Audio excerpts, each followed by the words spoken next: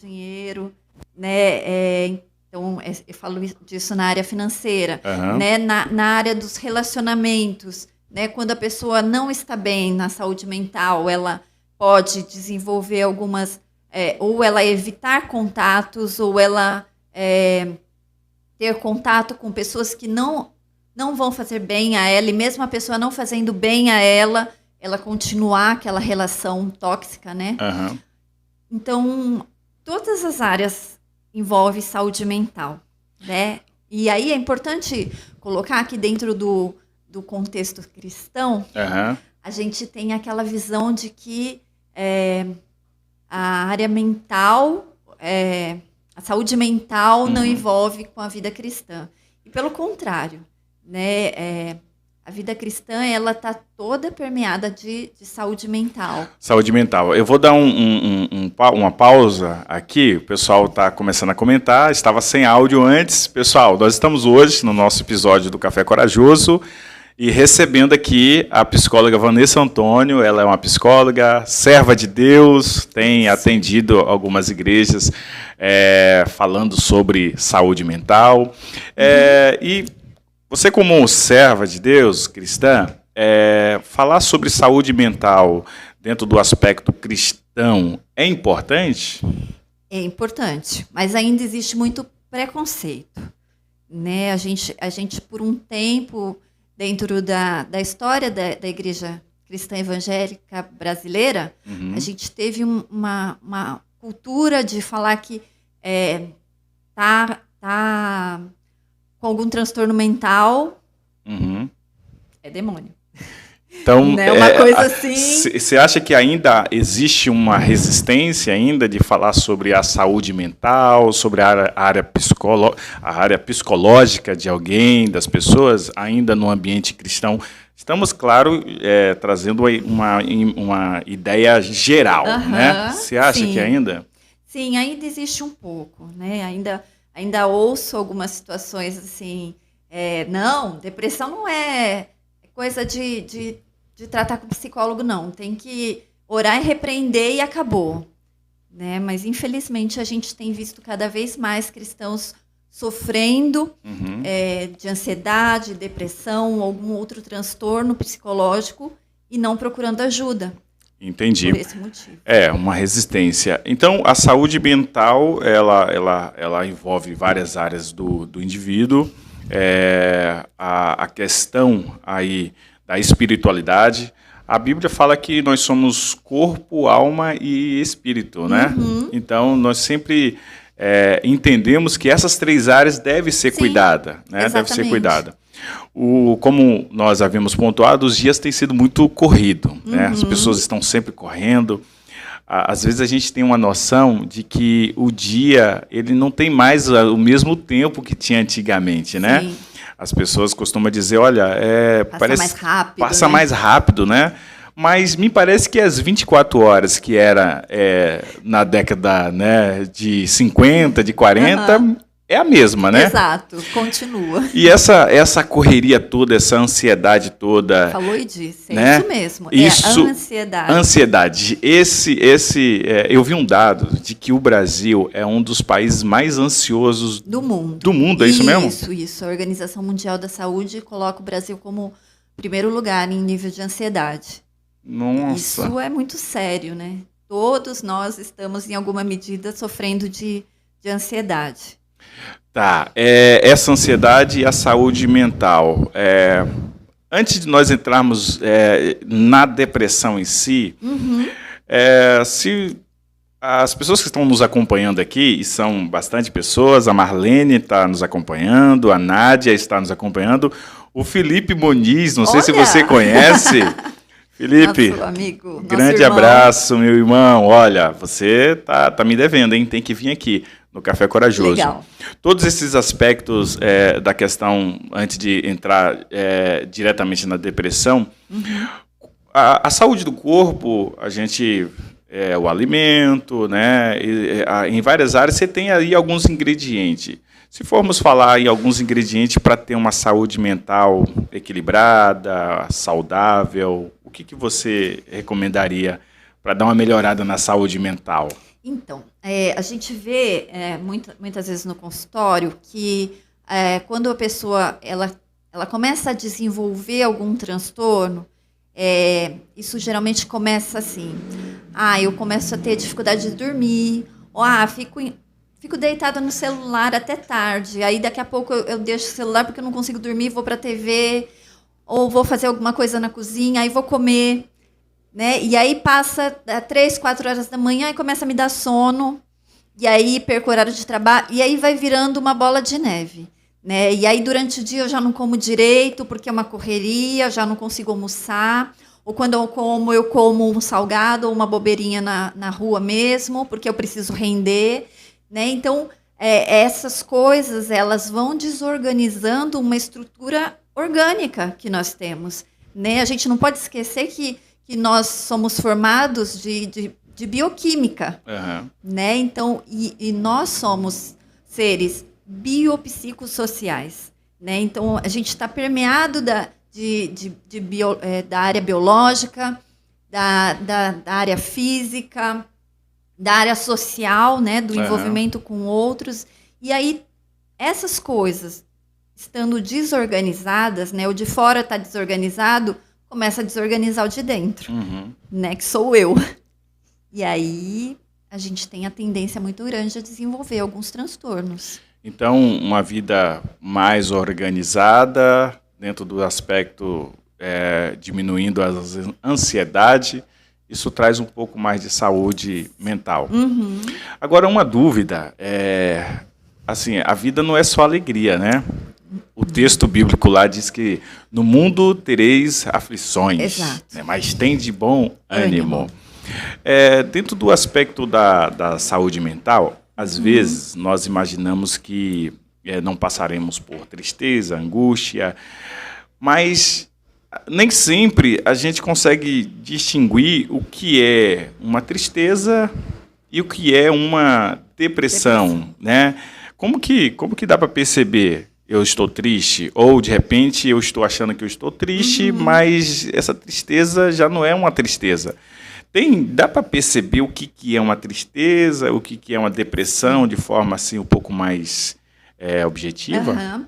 Então, para a gente falar disso, quero voltar um pouco no que você falou, de algumas emoções, né? Nossa tendência é falar que eu não gosto de sentir tristeza, eu não gosto de sentir raiva. Né? Não sei lidar com esses sentimentos, não gosto de sentir isso.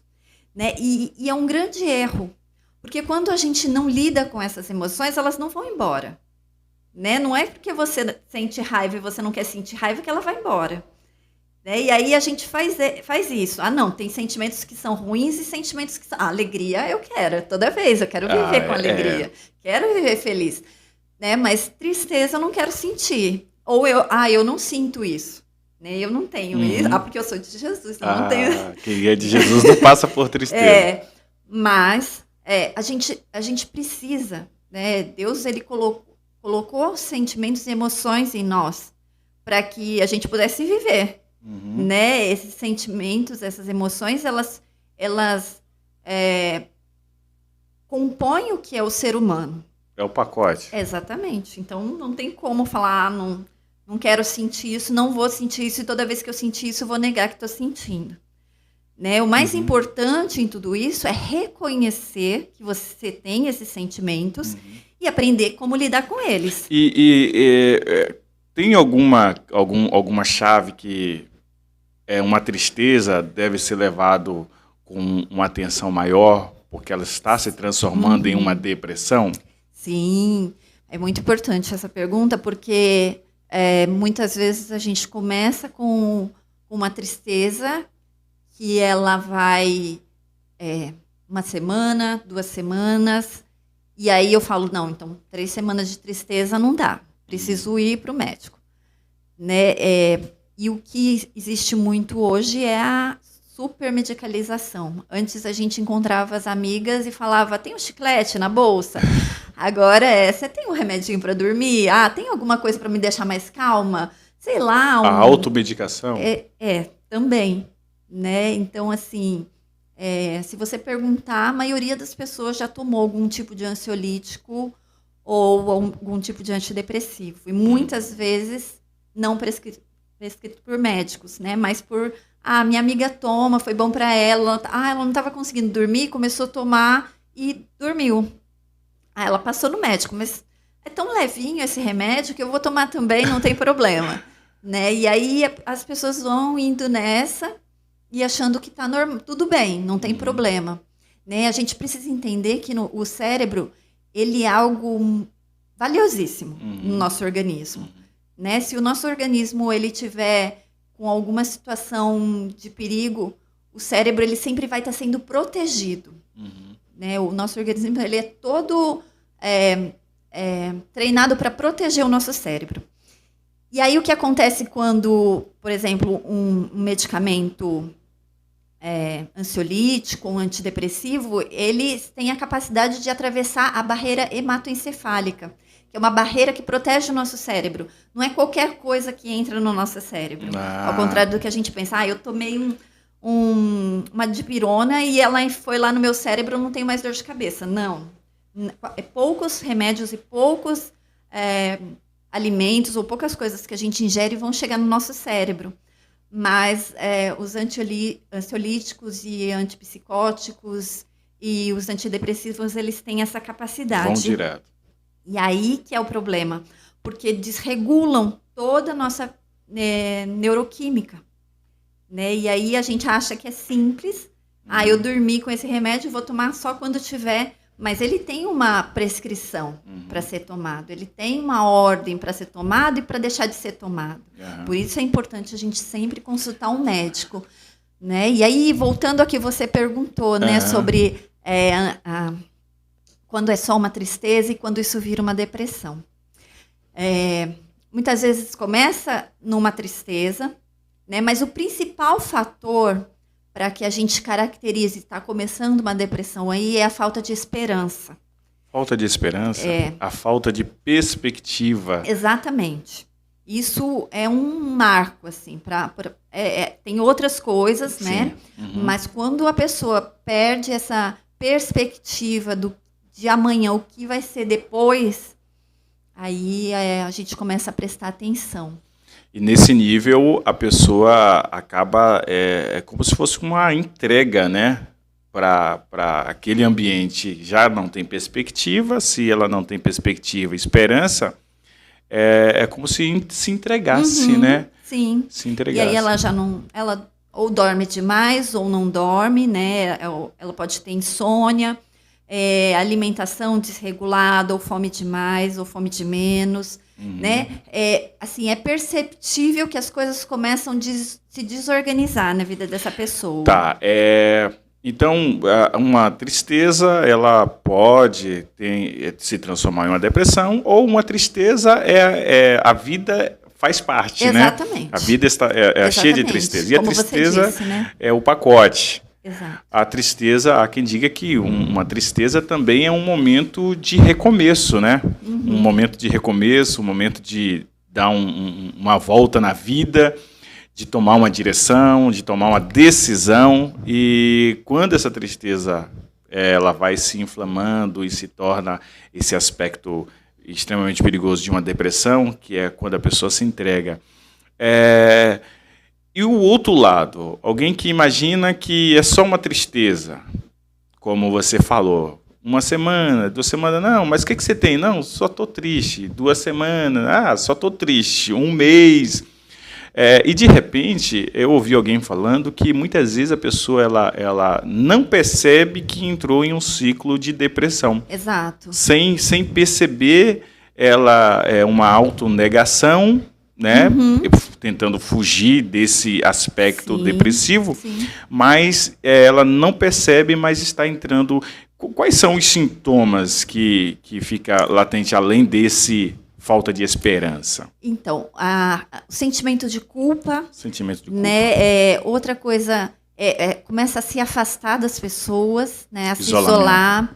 Né? Então, essa é uma característica também muito forte, né? Em quem está iniciando uma depressão. Aí, como eu falei, né? A alimentação o sono fica desregulado, né? E aí essas coisas, já ficou uma noite sem dormir, teve que render no outro dia. É terrível, né? Você não rende da mesma forma, né? Você não consegue trabalhar, você não consegue tomar decisões refletidas, né? Então, nesse processo depressivo, a pessoa que não dorme, por exemplo, ela começa a não conseguir mais refletir nas ações nas decisões que ela toma, ou fica irritadiça, né? Às vezes chora sem motivo, mas a gente tem a tendência de achar que o depressivo é a pessoa que chora o tempo todo, e na verdade, às vezes não, né? Tem pessoas que estão em situações de depressão e nem choram.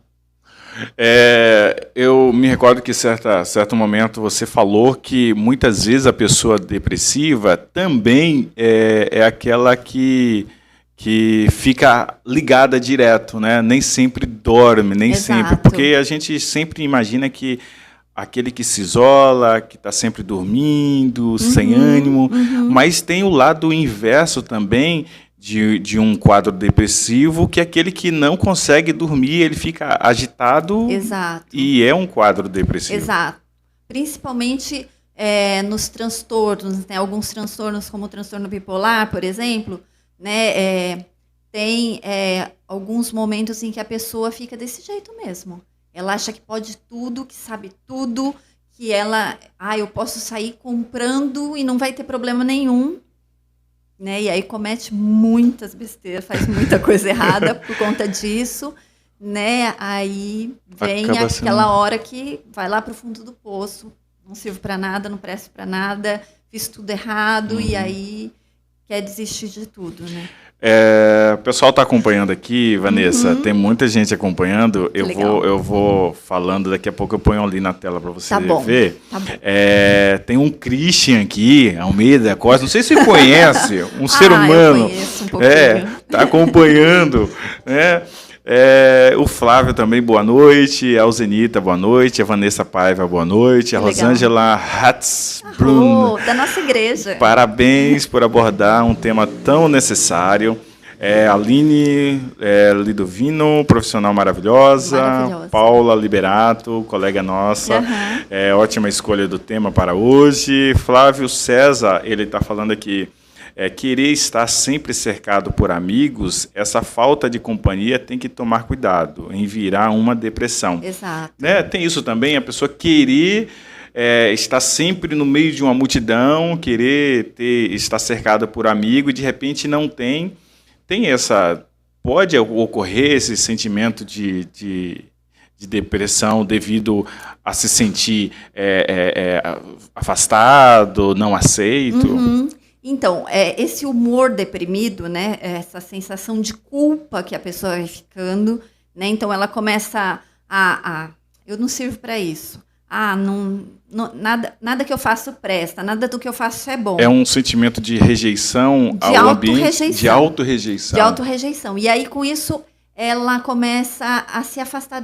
Então, não sirvo, não vai dar certo, eu não sou uma boa pessoa para andar com vocês, então... começa a se afastar, né? E aí, às vezes, o discurso é muito bom, né? Hoje eu não quero sair, hoje eu estou um pouco cansado, estou com dor de cabeça. E aí vai se afastando, vai se isolando das pessoas, dos amigos, né? Especialmente a pessoa que gostava muito de estar com outras pessoas, de estar junto. E aí vai se afastando. Chega um momento que as pessoas também deixam de procurar. Eu acho que assim, a gente precisa entender que é difícil, né? Mas assim, a questão de você não estar em um ambiente não significa que você foi rejeitado, né?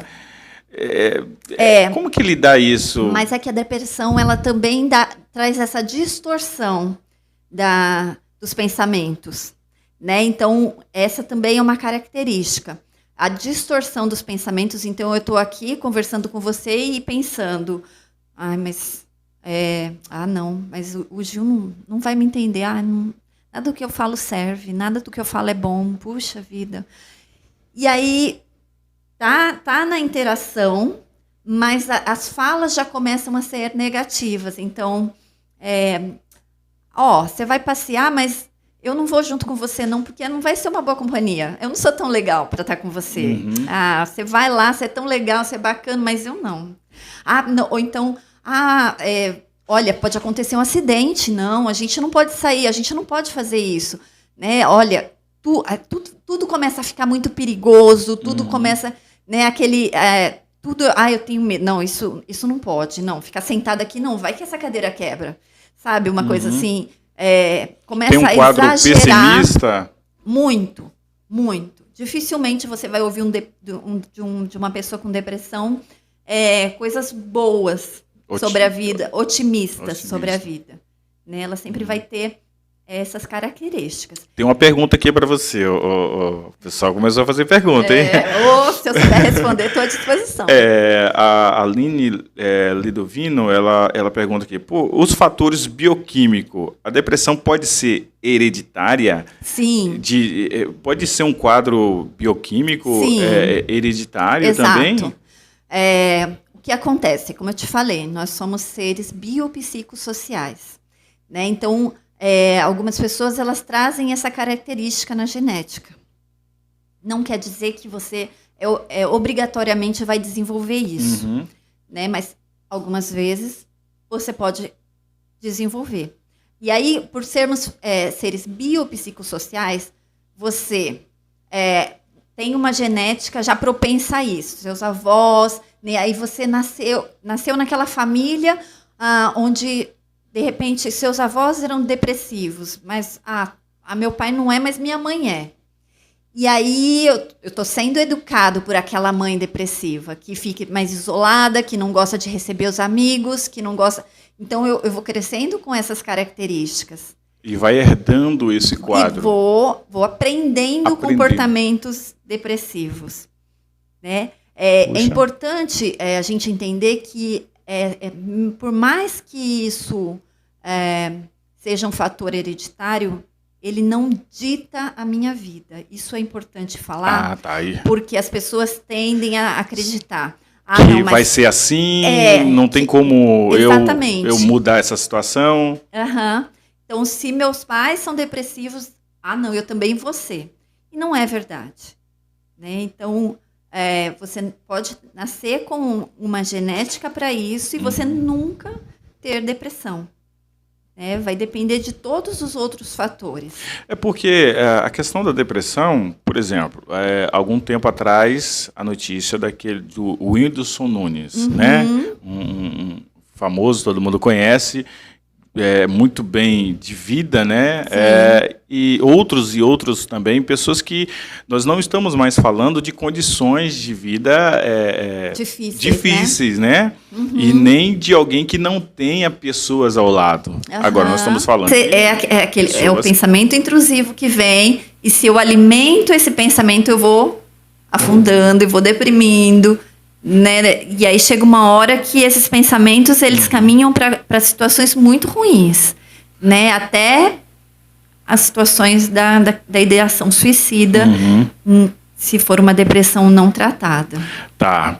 Para a gente concluir, nós estamos já um tempinho já falando sobre esse quadro, essas manifestações, mas como que alguém que vai acompanhar esse episódio de podcast e que sabe que tem vivido um quadro de depressão, porque às vezes eu já estive com pessoas e elas falam, olha, quando eu passei pela depressão, as pessoas me falavam, olha, faz isso, faz aquilo, sai, procura alguém, faz dessa forma. E a pessoa sabia o que tinha que fazer, mas não conseguia fazer. Conseguia. Né?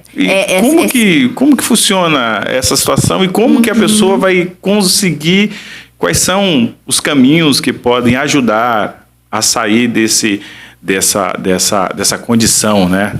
Sim. Se eu não tenho força, eu preciso reconhecer que eu não tenho força e pedir ajuda. Né? Mais uma vez eu volto lá em Elias. Né? Deus trata com ele, levanta e come. Deixa o pão lá, né? O carboidrato, vamos lá, para te dar energia. Vai comer o pão. Né? Então, assim, eu não vou ter vontade, eu não vou querer, eu não vou ter forças para fazer. mas eu preciso fazer, né? E aí eu preciso procurar pessoas que possam me ajudar nesse processo, né? Eu posso não ter forças para fazer, mas mínimas forças para demonstrar para alguém que tem alguma coisa que não está bem ali, que eu preciso de ajuda, eu preciso fazer. Então, um dos caminhos para superar é pedir ajuda. Exatamente. É não sofrer calado. Né? E aí, procurar pessoas que possam te ajudar nisso. Né? Inicialmente, pessoas próximas. Né? Tô tendo um sono, tô tendo um cansaço, tô tendo uma tristeza. Tô chorando sem motivo, né? Não quero ficar com ninguém, não quero nem estar aqui com você, mas vou ficar porque, né? Vou fazer sala.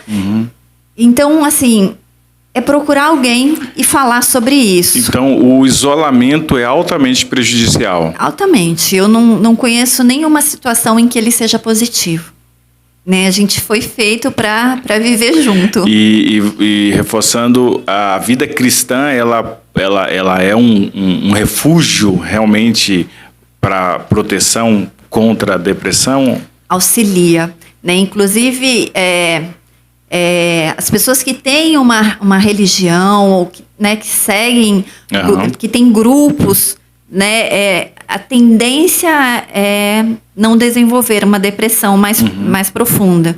Né? Então, por quê? Porque elas vão procurar ajuda quando elas estão nesse grupo. Né? Às vezes a pessoa não tem uma religião, mas ela tem um grupo de amigos que está ali sempre. Né? Mas eu falo que a igreja é um lugar privilegiado por conta disso, viver em comunidade. Né? E a igreja precisa, né, eu percebo que a pessoa não está vindo, o que está acontecendo, vou atrás, quero entender o que está acontecendo ali, porque se eu não tenho amigos, eu não estou em nenhuma igreja, nenhuma nada, né? Não tenho vínculos, não tenho parentes próximos. Comunidade, né? Exatamente. Vai ficando esse vazio, né? E sem apoio, que é pior. É interessante que o fator Deus, né, na vida do homem, ele vem justamente para valorizar o ser humano, né? Trazer o valor de volta. Exato. É por isso que o Salmo 46 diz: Deus é o nosso refúgio e fortaleza e o socorro bem presente na hora da angústia.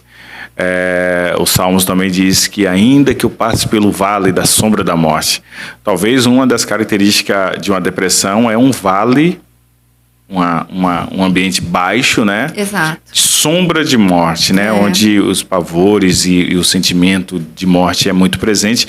Mas o salmista diz que ainda que eu passe pelo vale da sombra da morte, não temerei mal algum, porque tu estás comigo. Exatamente. Vanessa, eu quero te agradecer por esses minutos.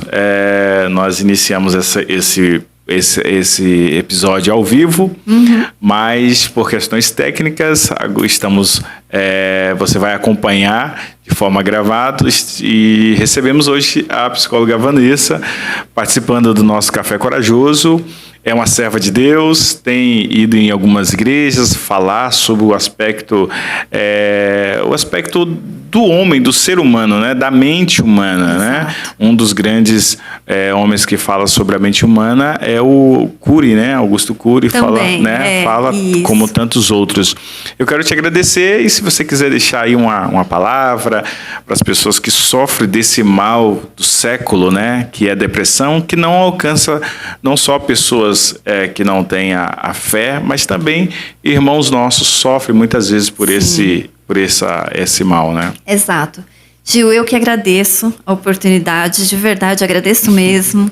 E eu queria falar o seguinte: você percebeu que tem alguma coisa que está diferente? Está dormindo demais, está dormindo de menos, está comendo demais, está comendo de menos. Você percebe que tem alguma coisa que tá estranha, né? E assim, algumas vezes eu já atendi casos em que a mudança de um fator mudou toda uma condição, né? Então a pessoa já estava na ideação suicida, começou a tratar com medicamento, mas porque o medicamento é uma ponte, né? Você trata, mas você não entende a causa daquilo. Então, na psicoterapia vai te ajudar a entender para que você não repita aquilo.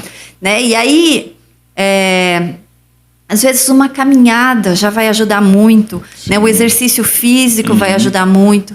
Né? O mais importante é perceber que você não está sozinho e que essa ideia de, eu tenho que me isolar, eu tenho que ficar sozinho, eu tenho que ficar quietinho no meu canto, é gostoso, mas não faz bem. Não vai te fazer bem. Procura ajuda, procura uma pessoa de confiança para falar sobre o que você está sentindo, o que está passando. Não conseguiu encontrar ninguém, procura uma ajuda médica, vai no posto de saúde, né? Mas busca uma vizinha, fala do que está acontecendo, né? Não sofra sozinho. Não sofra sozinho, porque sofrer sozinho pode te levar a situações piores. Bacana. Você que acompanhou, está acompanhando, você que vai ver esse episódio, esse é o nosso Café Corajoso e hoje tivemos esse bate-papo falando sobre o drama da depressão. Muito obrigado e até o próximo Café Corajoso. Até mais. Tchau, tchau.